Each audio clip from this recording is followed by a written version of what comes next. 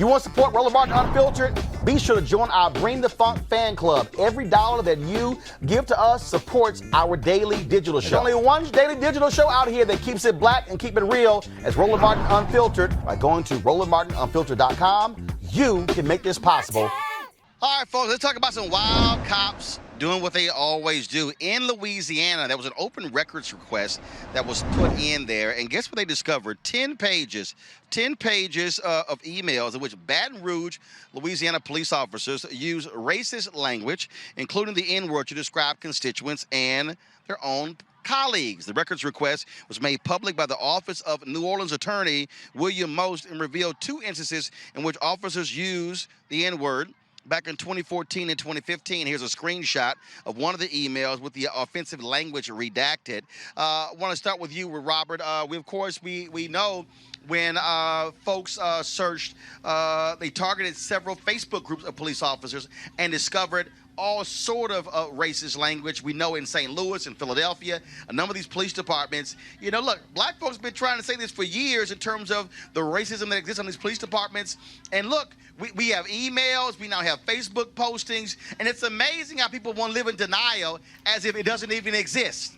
Well, I think the biggest issue is you could go through probably every single police department in this country and pull something like this. We have to understand that this discussion we've had over the last decade about police reform has to go deeper. It has to go down to the rank and file officer, not just the leadership. We need to ensure we are rooting these people. I interviewed the Ku Klux Klan recently on my radio show, and they said that they've taken off the robes, and their plan is to infiltrate law enforcement, the military, and our judicial system. And they've been doing that for the last 2 decades. That's what I'm saying. They've been doing it for the last 2 decades.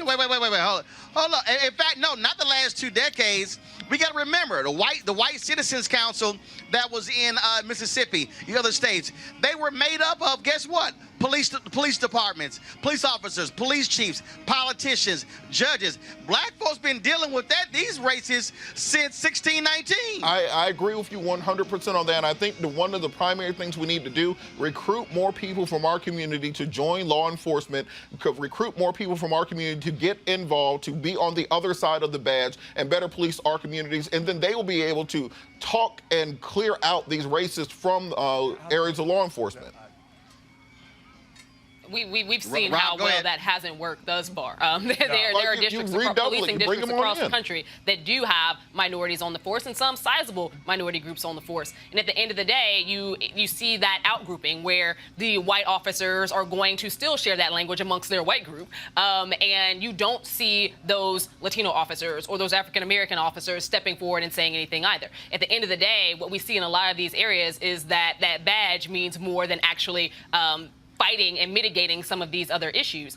One issue that I think is extremely problematic when we're bringing these out is that we continue to fund at very high levels all of these anti-bias trainings. And at the end of the day, they are just simply not working. And we're seeing this across the country. And we, not only in those emails, but also in the interview process, when police officers are actually pulling folks over, when they're going through and booking people. We have seen so many instances, and it doesn't matter how often we publish them and talk about them in the news. There's still going to be a lot of groups who don't necessarily believe that this is happening.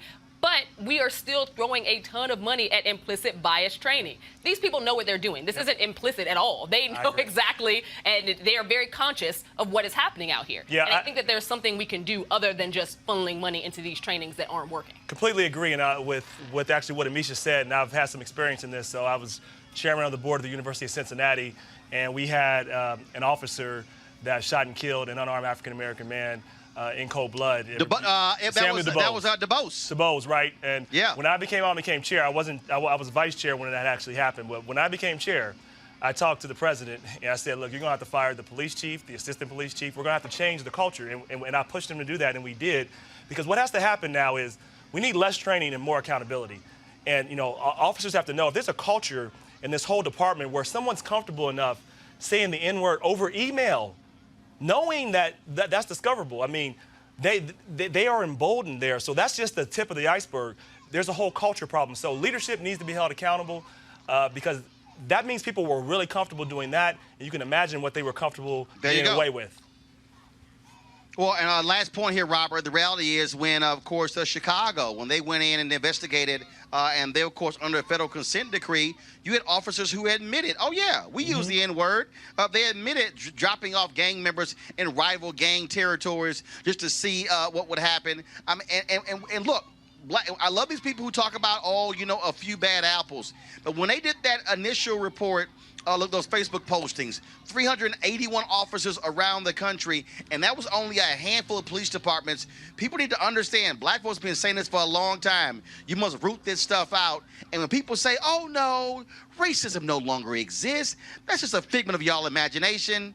Not when you got somebody with a badge and a gun who could frame somebody or put your son or daughter away for life because they are racist. But look, Roland, the last point on that. The only time I've ever had a gun to my head in my life was on 47th Street in Chicago, and it was a Chicago police officer. So I understand the issue, and this is why I say we have to get into these police departments. The saying isn't one bad apple and everything's fine. It's one bad apple spoils the bunch. We have to root these bad apples out. If you say it's one per department, let's find that one and throw them out on the streets. And then when you see what happened in New York after the killer of Eric Garner finally got fired and the police union has basically gone on strike, they're marching against the police chief, they're marching against de Blasio. You see just how deep this level of corruption, this level of hatred, this level of racism runs in our law enforcement. And this should be our goal and the goal of every one of those 10 Democratic candidates on the stage to explain to the black community how they will root that out. That needs to be priority number one. And to quote the great philosopher Chris Rock, look, there's some professions you can't have a bad apple in. You can't have a bad pilot. Everybody's going to die. Same with officers. There's just some